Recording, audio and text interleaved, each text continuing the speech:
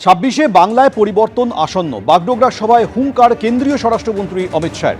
পশ্চিমবঙ্গের জনতা আপনাকে ক্ষমা করবে না। মা মাটি মানুষের স্লোগান দিয়ে ক্ষমতায় এসেছেন আপনি, কিন্তু আপনার রাজ্যে মা অসুরক্ষিত, পশ্চিমবঙ্গে মা বোনেরা সুরক্ষিত নয়। মামাটি মানুষ এখন তোলাবাজি সিন্ডিকেটে বিরক্ত হয়ে পড়েছেন। আর কি বললেন শুনুন।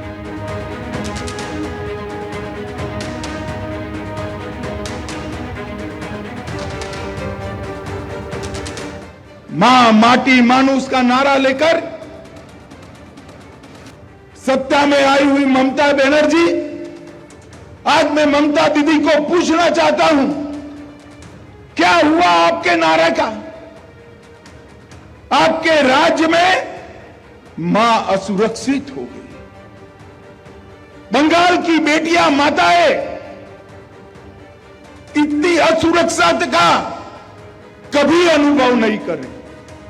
मुझे सारे कार्यकर्ता बताए जरा, बंगाल में बहन बेटियां सुरक्षित है क्या? जोर से बोलो, सुरक्षित है क्या?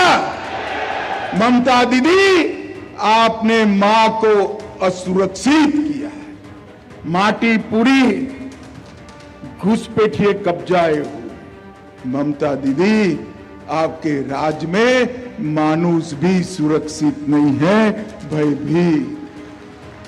मित्रों, आज मैं अपील करने आया हूं, आप मुझे बताओ, 26 के चुनाव में ममता को हटाना है या नहीं हटाना है? अरे हटाना नहीं है, तृणमूल कांग्रेस की सरकार को मूल समेत उखाड़कर फेंक देना है। पूरे बंगाल को तहस नहस कर दिए।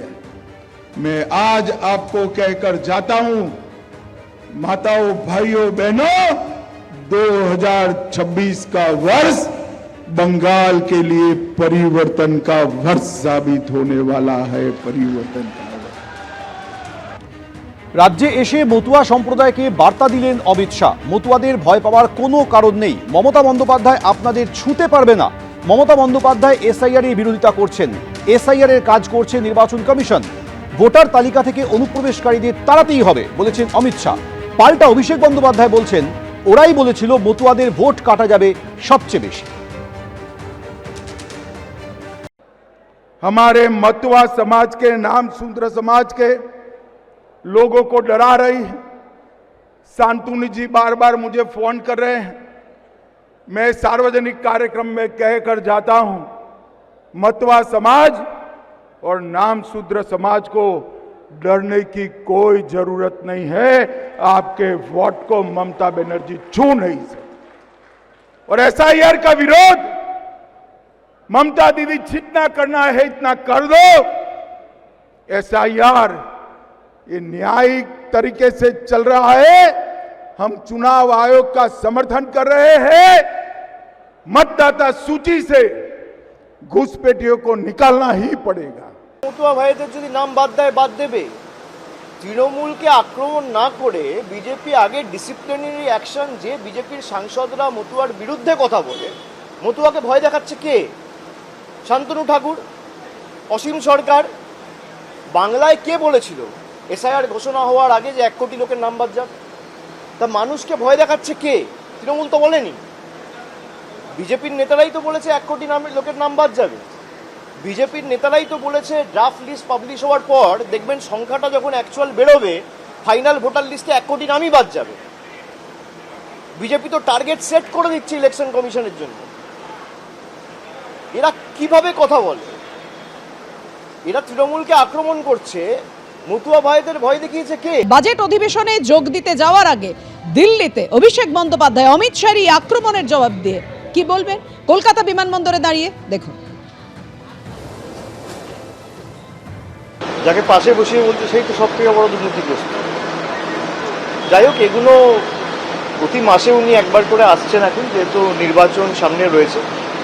নির্বাচনের পর তো এদের ঠিকই খুঁজে পাওয়া যায় না, কিন্তু যারা দুর্নীতি নিয়ে তদন্ত করার কথা বলে, বিজেপির দুর্নীতির বিরুদ্ধে লড়াইয়ের কি নিদর্শন গত 10-12 বছরে প্রত্যেকটা জয়েনিংয়ে এখানে বিরোধী দল নেতা আসামে হিমন্ত বিশ্ব শর্মা, মহারাষ্ট্রে নারায়ণ রানে, কিছুদিন আগে উপমুখ্যমন্ত্রী মহারাষ্ট্রে একটা দুর্ভাগ্যজনক ঘটনায় মারা গেছে, আমি তার নাম করব না, কিন্তু একাধিক ভুরি ভুরি উদাহরণ রয়েছে। যারা এই কথাগুলো বলছে তারা লোক হাসানোর জন্য এসব কথা বলছে। আর যারা বর্ডার সুরক্ষিত করার কথা বলছে, বিজেপির লোকসভার সাংসদ রানাঘাটের জগন্নাথ সরকার, তিনি বলেছেন বিজেপি ক্ষমতায় এলে বাংলাদেশের সাথে বর্ডার বিজেপি সরকারই তুলে দেবে। এটা আমার কথা না, এটা জগন্নাথ সরকারের কথা। তা অমিত শাহ কি জগন্নাথ সরকারকে শোকজ করেছেন? হয় অমিত শাহ ঠিক, নইলে জগন্নাথ সরকার ঠিক।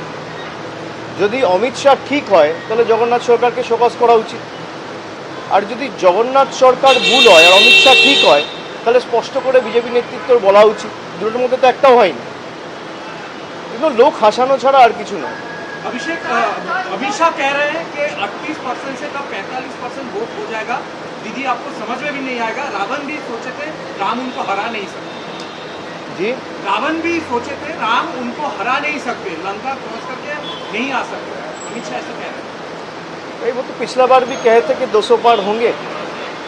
जब लोकसभा के चुनाव था तब भी देश के प्रधानमंत्री खुद बोले थे कि सबसे अच्छा प्रदर्शन हमारा बंगाल से होंगे। उसके बाद आपने देखा बहुत सारे एग्जिट पोल्स में भी बंगाल में 42 सीट्स में 30 सीट 32 सीट बीजेपी को दिया गया था। जब बैलेट बॉक्स खुला तब आपने देखा बाजी पलट गया। तो वो प्रेडिक्शन करेंगे, ये केडर को मोटिवेट करने के लिए एक उनका तरीका है, एक प्रयास है, वो करे, उसमें कोई दिक्कत नहीं है। लेकिन मैंने जो बोला है कि आप कुछ भी कर लो, बंगाल में तृणमूल को आप वीक नहीं कर पाओगे, क्योंकि आपने 5 साल 7 साल 10 साल में आप हर बार आते हो, हम लोग जा रहे हैं रिपोर्ट कार्ड लेके। आपका रिपोर्ट कार्ड आप बताइए ना, बंगाल के लिए आपने क्या किया। भाई अगर देश का गृह मंत्री आता है या देश का प्रधानमंत्री आता है, बंगाल के लोग तो खास करके जो बंगाल में रहते हैं वो तो यही चाहेंगे कि हमारे लिए क्या किया है उसके रिपोर्ट कार्ड बताएं।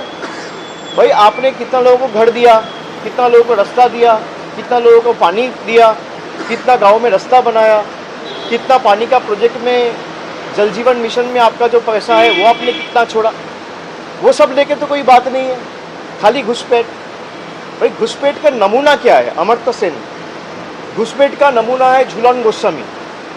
घुसपैठ का नमूना है मोहम्मद शामी, दीपक अधिकारी।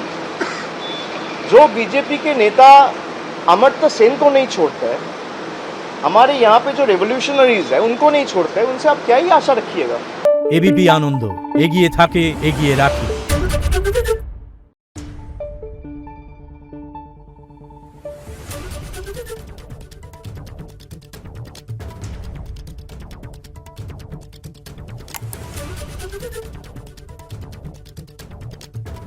Thank you.